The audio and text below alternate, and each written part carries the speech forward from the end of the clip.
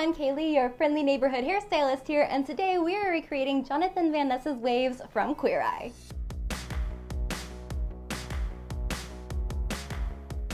First things first, I love the show. It makes me so happy on so many levels. I'm from the South, so it just like extra resonates with me, and I love Jonathan and his hair. The waves that he does through a lot of the series just spoke to my heart, and I felt like I had to do a tutorial on it.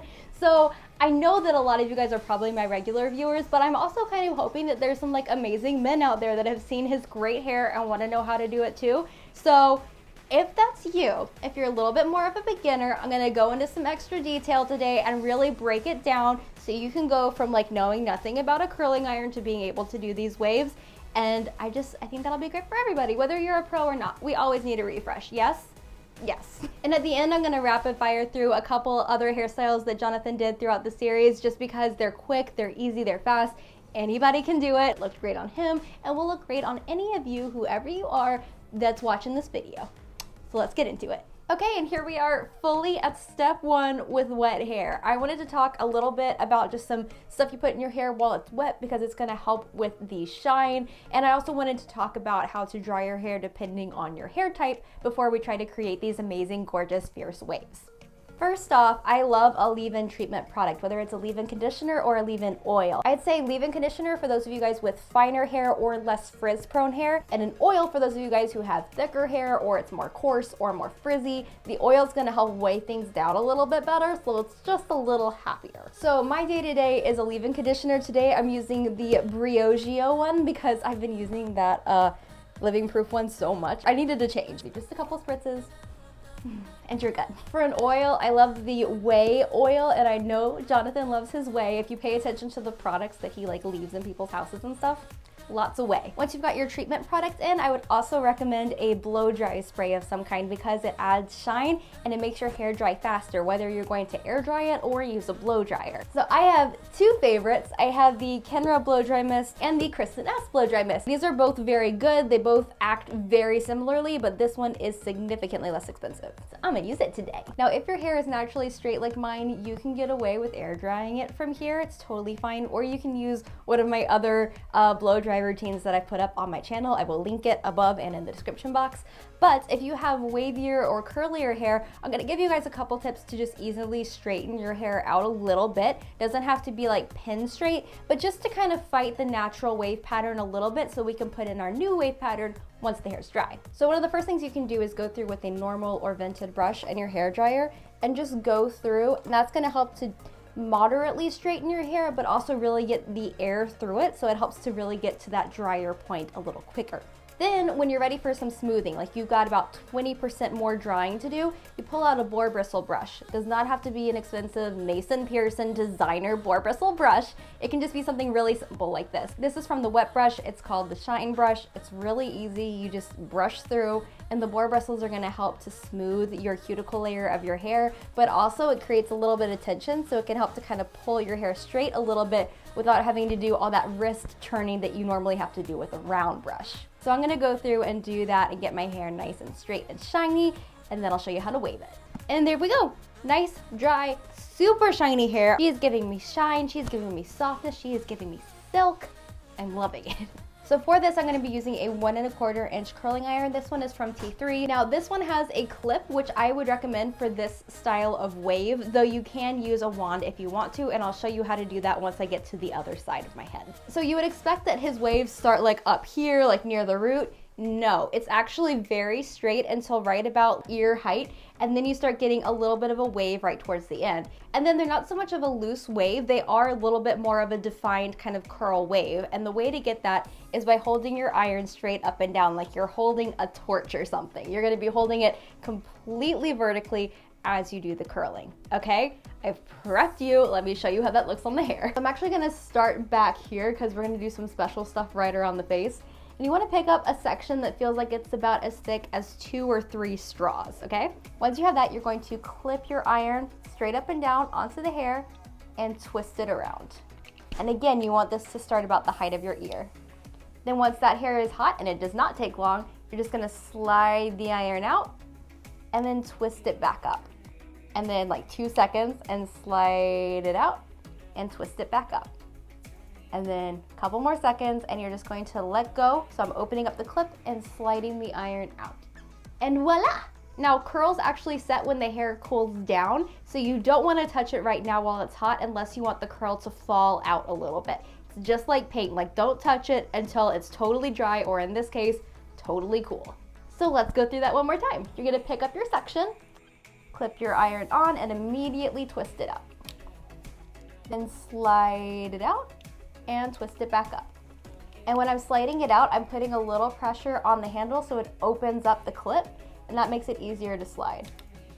And sometimes if you want more control, you can grab the end hairs, because that just kind of helps everything to jostle around a little bit less. So if you're having trouble controlling the iron, that can help. And then we take it out and we don't touch it.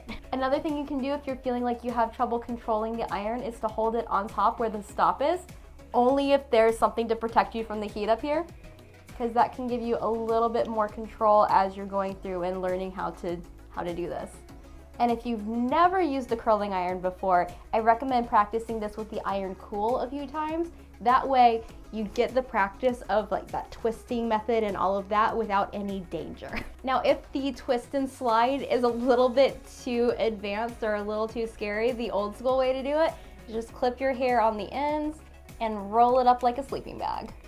Still keeping it straight up and down like a torch, like the Statue of Liberty over here with a curling iron. It is a lot easier, but if you want to impress people with the technique / be more gentle to your ends, see if you can learn how to do the twist and slide. If not, no shame in this method. Now we're gonna do the hair that's at the front. I think Jonathan gets a little fancy. The hair comes forward right here on both sides, which is really cute and very chic, love. And then it goes back and does its same vertical curl. So to create that, what I'm gonna do is I'm gonna take this iron and I'm gonna bring it and the hair forward. So forward like so, curling slightly as I go. Then I'm gonna take the iron out and I'm gonna start curling the hair right at the height of about my eye in that same vertical way we did everything else. So at this point we are done curling the hair, but we are not done styling it, because this is not what we're going for. What you're gonna do is just take your fingers and gently rake them through your hair. And as you do that, it helps to break up those ringlets so then it turns into a pretty kind of curl wave. And now other side. All right, so for this side, let's talk about how to use it if you just have a curling wand, which means you don't have a clip, just got a wand. So the important part here is gonna be to keep the hair flat on the iron as you're wrapping it around. So you wanna hold the iron straight up and down, and as you're wrapping the hair around, make sure you're never twisting it, but that it's laying flat on the iron all the way around as it's heating up. And then you let it off and let it cool just like everything else. So again, you're just gonna pick up your piece of hair and you're gonna hold your iron straight up and down, whether that's right side up or upside down. And you're gonna wrap the hair around, making sure that you never twist the hair as you're wrapping it around. And you hold it till the hair warms up and you let it off. And we just keep going. So question, which of the Fab Five do you think you are most like? I feel like I'm either Anthony or Bobby, and I really can't decide which. Anthony, in that he is definitely the most quiet and reserved of the group, and I am a more quiet, reserved person. But I'm also very goofy, which I feel is more Bobby. And he also strikes me as like a more introverted member of the group. He and I have similar upbringings. I feel a big kinship with Bob's too. So I really don't know, but I think I'm one of those. Which one are you? Let me know in the comments. All right, so then for the front, if you don't have a clip on your curling iron, it's a little harder to do this, but it is possible. You're just going to take your curling iron underneath and you're gonna slide it down the hair as you hold the hair forward over your forehead, almost like you're trying to style bangs on your forehead. And then you go back to holding your iron straight up and down and wrapping the hair around, making sure to wrap it around at the height of your eyebrow, but keeping it an appropriate distance from your face. Otherwise, you're gonna end up burning yourself, which I did like this morning right here. Not the best. Also did this, but this was paella. This was not a curling iron for once. So we're gonna rake our fingers through, pull this piece back behind, like a piece that's right over your ear, so it kind of does this little sweep away.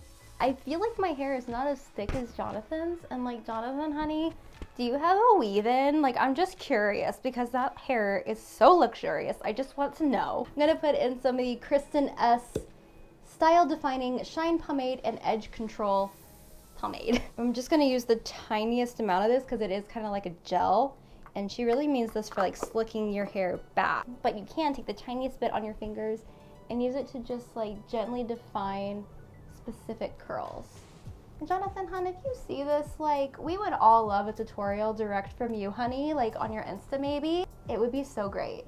I would be so down. I'd at least watch it 10 times. And then I'm gonna grab a little bit of hairspray, and to go back to Jonathan's face, we're gonna use some Ouai Soft Control hairspray. I'm just doing a light mist, and then I'm holding it up while the hairspray dries to help it look a little bit more curled and defined. You can tell the difference in the two sides. Who gave us permission?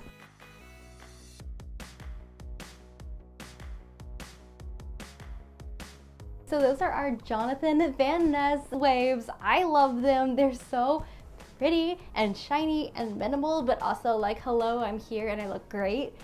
I'm here for it. I love it. Time to start our little rapid fire hair tutorial sesh on some other hairstyles he's worn in the series. We're gonna start with a cute little half updo. The first thing you're gonna do is put the top bit of your hair into a ponytail on top of your head.